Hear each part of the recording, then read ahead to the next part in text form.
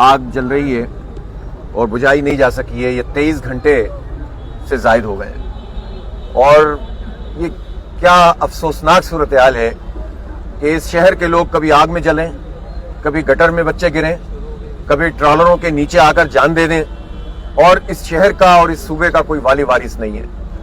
वो wonder boy बनने की खुशी में जो कल प्रेजेंटेशन दे रहे थे और ऐसा लग रहा था कि जैसे कराची को उन्होंने स्विट्जरलैंड बना दिया है, उनसे सवाल मैं करता हूं बिलावल भुट्टो जरदारी साहब से कि इस शहर का जो बेड़ा गर्क आपकी पूरी की पूरी पार्टी ने और आपकी हुकूमत ने 17 साल से किया हुआ है, इसका कौन जवाब देगा? 6 लाशें तो निकल चुकी हैं ना, और अभी 60 के करीब लोग अंदर मौजूद हैं। उन माओं पर क्या गुजर रही होगी, उन घर वालों पे क्या गुजर रही होगी कि जिनके बच्चों के आखिरी लम्हात तक की जो है वो मोबाइल के जरिए से उनकी आवाजें आ रही थी और फिर उन्होंने कहा कि अब मैं बात नहीं कर पा रहा। इस दुख को ये महसूस नहीं कर सकते, ये नहीं कर सकते। शायद इनके दिलों में इनके सीनों में दिल नहीं है और ये एहसास ही नहीं करते कि लोगों के साथ क्या हो रहा है। इनके अलल्ले तलल्ले, इनकी अय्याशियां, इनकी करप्शन, इनकी लूटमार, ये जो सिंध बिल्डिंग कंट्रोल अथॉरिटी है, ये किस मर्ज की दवा है? ये जो इतने कोड्स बने हुए हैं बिल्डिंग के, इन पर कौन इंप्लीमेंट करवाएगा? एक्सटिंग्विशर है कि नहीं आग बुझाने वाला आला? एग्जिट उनका क्या हाल है? उन सीढ़ियों के ऊपर अगर रास्ते नहीं बने हुए तो किसकी जिम्मेदारी है? किसकी जिम्मेदारी है कि यहां से 1 किलोमीटर 1.5 किलोमीटर के रेडियस पर 2 फायर स्टेशन मौजूद हों और वो वक्त पे ना पहुंच सके, किसी के पास पानी ना हो, कोई गाड़ी चलने के लिए डीजल ना हो, जो बेचारे फाइटर्स हैं उनको ये टोपी लगाकर और जूते पहनाकर समझते हैं कि हमने पूरी किट दे दी है। ये जो पीपीईज इसकी होती हैं, इस तरह की जो तीसरे दर्जे की आग थी, इसका अपना प्रोटोकॉल होता है, हर वक्त अवेलेबल होना चाहिए। वक्त पे ही आ जाता तो शायद इंसानी जानों का इतना ज़िया नहीं होता, लेकिन ये मेयर के मातहत ये बराह रास्त है। और इसी तरह क्या मेयर और क्या सूबाई हुकूमत और क्या विफाकी हुकूमत, पीपल्स पार्टी तो हर जगह मौजूद है। तो कौन जिम्मेदार है इस बात का? सिर्फ ये आकर 23 घंटे बाद हाथ हिलाकर चले जाएं और फिर ये समझे कि जो है वो झूठ बोलकर लोगों को धोखा देकर ये कोई पजीराई हासिल कर लेंगे, ये प्रेजेंटेशन देकर लोगों को धोखा दे देंगे। ये सिर्फ उनको धोखा दे सकते हैं जिन्होंने मुसल्लत किया है। ये सिर्फ उनके आसरे पर ये सारे काम चल रहे हैं। सिस्टम को मुसल्लत किया गया है, सूबे पर लोगों को हमारे सरों पर मुसल्लत किया गया है, जिसके नतीजे में हमारे बच्चे मर रहे हैं और कोई पूछने वाला नहीं है। इस तरह खामोश तमाशाई बनकर हम अपने बच्चों को मजीद नहीं मार सकते।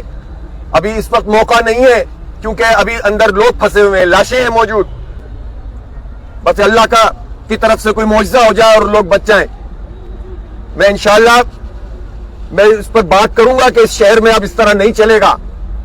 अब लोगों को बाहर निकलना पड़ेगा। हम कॉल देंगे इन करीब इंशाअल्लाह, लेकिन मैं इस वक्त बात नहीं कर रहा इस पर।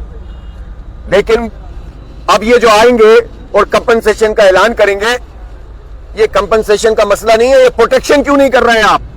इतनी बिल्डिंग्स यहां पर मौजूद है, क्या सब पर ये बिल्डिंग कोड अप्लाई होता है? इनके खातों में होता है, एसबीसीए के खातों में होता है, इसलिए कि इनका जो इंस्पेक्टर आता है या इनका कोई अमले का आदमी आता है, उसका पेट भर दिया जाता है और वहां से लेकर जरदारी हाउस तक धंधा चल रहा है, सिस्टम चल रहा है और कोई पूछने वाला नहीं है। मीटिंगें हो रही हैं ताजरों से, बातें हो रही हैं कि ये हो जाएगा, वो हो जाएगा, इस शहर को हम ये कर देंगे। लेकिन वो मीटिंगें करने वाले और ये सब कहानियां सुनाने वाले बताएं कि डाकुओं चोरों पर इन्हिसार करके उन्हें मुसल्लत करके वो कैसे सिस्टम खत्म करेंगे? इस शहर का क्या कसूर था कि उसके मैंडेट के बावजूद उसके मेयर से उसको महरूम किया गया, पूरी बल्दिया पे कब्जा किया गया? इसके लोगों का क्या कसूर है कि इन पर ऐसे लोग मुसल्लत कर दिए जाते हैं फॉर्म 47 की बुनियाद पर? वो पार्टी जो पूरे शहर से कोई एक स्टेशन न जीत सके, उसको 15-15 सीटें मिल जाती हैं, बकिया को 8-8, 10-10 सीटें मिल जाती हैं और कोई लोगों के लिए आवाज उठाने वाला नहीं है।